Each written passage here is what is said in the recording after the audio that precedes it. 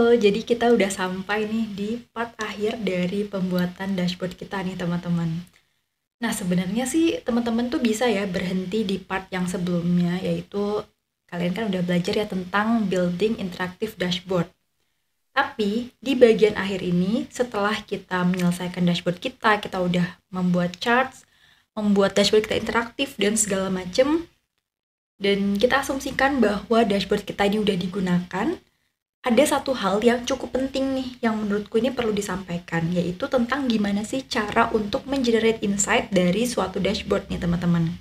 Karena bagaimanapun tujuan dari pembuatan dashboard ini kan pasti ujungnya adalah untuk bisa mendapatkan insight kan, baik untuk melakukan analisis ataupun pengambilan keputusan. Nah sebenarnya insight itu apa sih teman-teman? Dari yang aku temukan di dictionary, insight ini adalah the power or act of seeing into a situation. Jadi kata kuncinya adalah di act ini nih teman-teman. Artinya ketika kita melihat sesuatu, kita itu nggak cuma melihat yang ada di permukaannya aja, melainkan kita juga perlu bertindak dan memiliki kemampuan untuk memahami situasi dengan lebih mendalam teman-teman. Sehingga nantinya kita bisa membuat keputusan atau solusi yang tepat setelah memahami situasi tersebut. Nah, kalau teman-teman membaca ini, menurut teman-teman ini tuh insight atau bukan? Jadi produk pada kategori elektronik memiliki keuntungan yang meningkat dari November 2017 ke Desember 2017 dengan meningkat sebesar 300 USD. Mungkin sekilas ini kelihatannya kayak insight ya, tapi sebenarnya ini tuh hanya informasi teman-teman. Karena kita nggak nge-deep dive dari informasi tersebut gitu, kita hanya melihat di bagian permukaannya aja.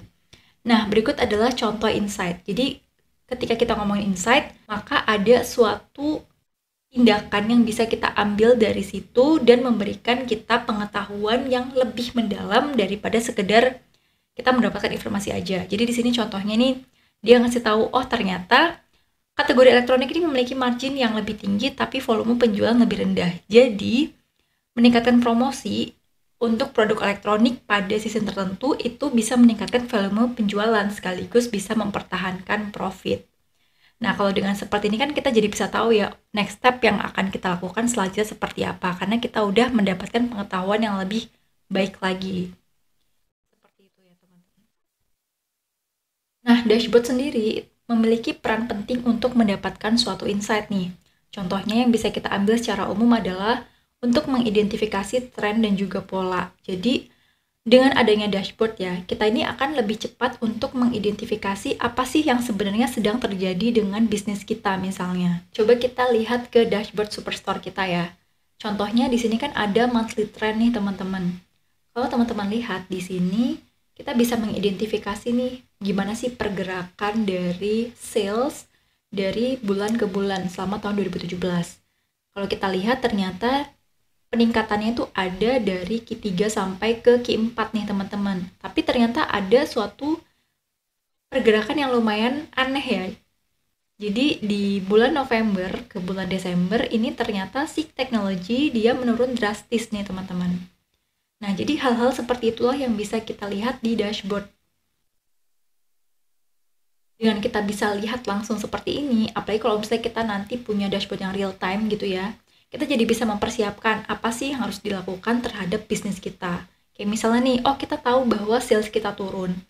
Jadi nanti kita bisa langsung meng-assign gitu misalnya tim analisis untuk melanjutkan analisis untuk mencari tahu sumber masalahnya itu dari mana. Lalu dari tim strategik nanti bisa merekomendasikan gimana cara supaya misalnya salesnya supaya bisa naik lagi.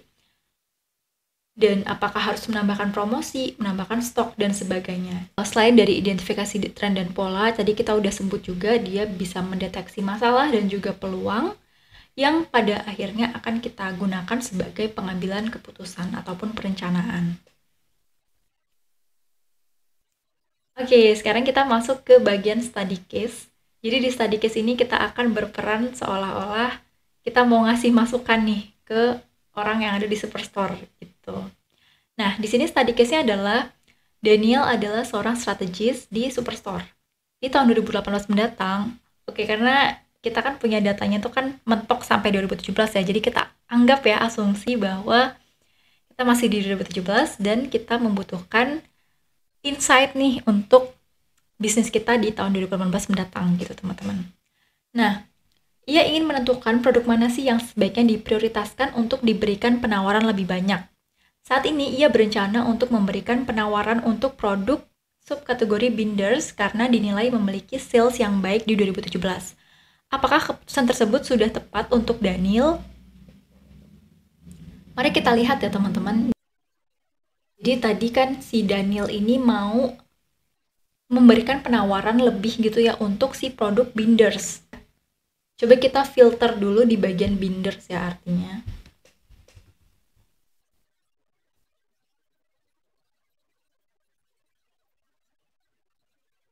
By the way, di sini pastikan dulu ya kalau data yang kita tinjau ini adalah data 2017 ya, karena kan kita mau melakukan strategi untuk di tahun 2018 gitu. Jadi sebaiknya pakai data yang nggak terlalu jauh periodenya.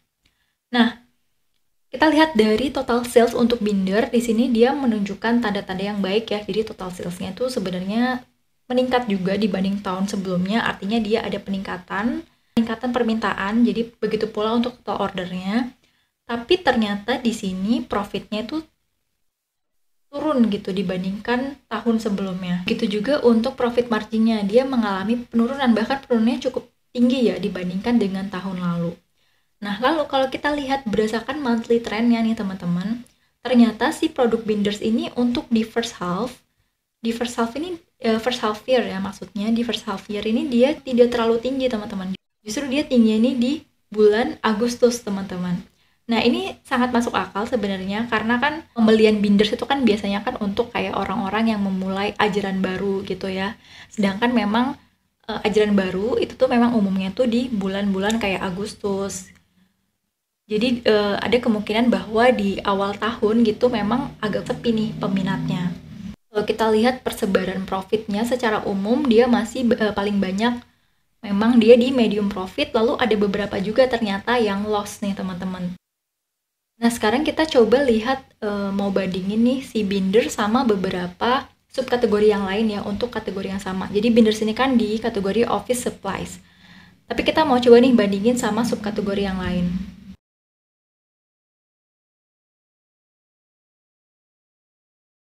Tapi di sini kita pilih yang office supplies saja. Terus di sini kita drill up ke subkategori. Nah, kalau kita urutkan berdasarkan sales ya teman-teman, kita klik sales di sini. Nah, ternyata memang benar nih kalau misalnya si binders ini dia punya sales yang cukup baik untuk kategori office supplies. Dan kuantitinya juga cukup tinggi, artinya permintaannya memang cukup tinggi. Nah, menentukan strategi kayak penawaran dengan memilih produk dengan quantity dan juga sales yang terbanyak, itu sebenarnya adalah strategi yang cukup baik ya teman-teman. Tapi seperti yang kita lihat sebelumnya juga, ada beberapa faktor lain gitu, kayak misalnya profit nih teman-teman. Tadi kan dia profitnya ternyata nggak sebaik di tahun lalu. Nah, kalau kita lihat dan dibandingkan dengan produk yang lain juga, ternyata binders ini juga bukan salah satu produk yang profitnya ini lebih tinggi dibandingkan yang lain. Lalu kalau kita lihat berdasarkan profit juga si binders ini dia di urutan ketiga ya, masih ada appliance dan juga paper nih teman-teman. Nah, sekarang kita coba lihat lagi untuk di produk yang binders aja. Tapi kita coba lihat nih untuk profit segmennya yang loss. Kita lihat nanti dia penyebabnya tuh karena apa. Di sini kita klik loss ya di sini. Nah, kalau kita lihat nih ternyata untuk produk binders itu yang segmen profitnya itu loss atau dia profit marginnya di bawah 0%, ternyata kalau kita lihat ini dia memiliki diskon yang terlalu besar teman-teman. Jadi diskonnya itu mencapai 74%-an. Karena kita tahu ya kalau diskon terlalu besar itu juga kadangkala akan menjadi tidak profitable gitu. Kalau kita breakdown per produk name-nya juga ternyata memang rata-rata dari produknya tuh dia yang diskonnya tinggi ini teman-teman. Nah, dari hasil penelusuran kita nih dari dashboard ini, kita bisa menyimpulkan ya bahwa pemberian penawaran ke produk binders ini sebenarnya memiliki resiko ya. Kalau misalnya penawarannya itu kayak langsung berupa potongan harga, Karena kita tahu sendiri ya bahwa permintaan dia tadi itu nggak terlalu stabil sepanjang tahun. Melainkan dia cuman banyak di second half year. Dan ada kemungkinan juga bahwa orang-orang itu tadi belinya itu karena ada beberapa yang diskonnya besar, jadi dia membeli produk, namun justru malah end-nya tidak profitable, teman-teman. Di sisi lain, kalau kita meninjau subkategori yang lain ya, untuk kategori yang sama, untuk office supplies, ada produk yang lain yang memiliki profit tertinggi, yaitu paper nih teman-teman. Jadi paper ini dia memiliki profit tertinggi, yaitu $12.000. Jadi kalau binders tadi dia 7 ribuan, kalau papers ini 12 ribuan. Kita klik di sini papernya. Nah, kalau kita lihat dari sisi monthly trend, paper ini juga lumayan demandnya itu lumayan lebih stabil ya dibandingkan tadi binders yang dia bener-bener naik turun banget, dan di awal itu dia sedikit permintaannya baru besar di second half year. Kalau paper ini dia meskipun di second half year-nya ini dia lebih tinggi juga, tapi di first half year-nya dia juga masih lumayan ada gitu peminatnya. Dan kalau kita lihat berdasarkan profitnya, dia juga punya profit yang cukup tinggi, bahkan dia juga lebih tinggi dibandingkan tahun lalu. Meskipun profit marginnya dia ada penurunan 1% ya, tapi profit marginnya pun dia di angka 40-an% gitu teman-teman. Dan emang persebarannya pun dia di medium profit. Nah, kalau kita lihat seperti ini, mungkin strategi yang bisa kita katakan bijak adalah kalau kita memang tadi ingin menawarkan si produk binder itu, ingin melakukan penawaran pada produk binder, kita bisa menawarkan yang namanya paket bundling nih, misalnya dengan menggabungkan antara si binders itu dengan si produk paper ini teman-teman. Nah, dengan cara ini kita nantinya dapat menarik pelanggan tanpa menurunkan profit gitu ya. Jadi kita tetap nggak rugi karena ada ibaratnya produk penyeimbang yang dia punya profit lebih tinggi. Nah, selain itu, selain strategi paket bundling gitu ya, penawaran untuk produk binder ini juga bisa jadi tepat kalau misalnya kita memilih campaign-nya secara hati-hati dan memilih kayak segmen mana aja sih yang tepat untuk diberikan promosi misalnya, atau misal ada hari tertentu untuk promo dan sebagainya. Tentunya ini perlu dilakukan analisis lebih mendalam ya teman-teman. Tapi kira-kira kurang lebih strategi yang kita bisa dapatkan adalah seperti itu. Oke, jadi gimana nih teman-teman? Udah kebayangkah soal per insight-an ini? Apakah teman-teman udah bisa kira-kira untuk mengenerate suatu insight dari suatu dashboard? Nah, kalau misalnya teman-teman udah ngerti, kita akan mencoba untuk explore satu study case lagi. Di ceritanya, si Superstore ini akan membuka suatu toko offline di Los Angeles. Nah, seorang head of BD dari Superstore itu sedang menganalisis data penjualan tahun 2017 untuk customer yang berasal dari Los Angeles sebagai acuan gitu ya untuk toko offline yang akan dibangun ini. Nah, ia ingin tahu nih kira-kira sebaiknya toko offline yang akan dibuka itu segmen dan produk mana sih yang akan difokuskan.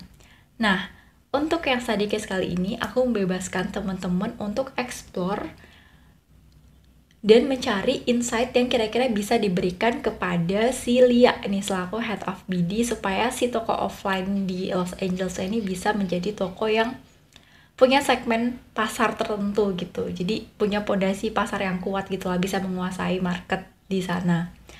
Nah, mungkin aku kasih sedikit hint aja ya. Dari sisi dashboard teman-teman bisa mulai explore dari bagian sales by segment gitu. Jadi teman-teman bisa lihat segmen mana sih yang paling banyak berpengaruh terhadap penjualan.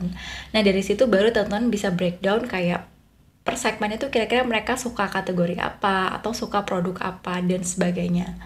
Nah, itu bisa banget untuk dijadikan insight dari yang study case tadi. Nah, kalau gitu kira-kira itu aja sih penyampaian dari aku terkait insight ini. Aku harap teman-teman udah bisa paham terkait insight, dan materi ini juga sekaligus menutup materi dashboard Looker Studio secara keseluruhan. Jadi aku juga berharap materi yang disampaikan dari awal sampai akhir itu bisa diterima dengan baik, dan kalau misalnya teman-teman masih ada yang ingin ditanyakan, bisa banget komentar di kolom komentar. Terima kasih telah menonton Halotek Academy. Jangan lupa like, comment, subscribe, dan share video ini. Cek juga tutorial menarik lainnya ya. Halo Tech Academy, learn today, great tomorrow.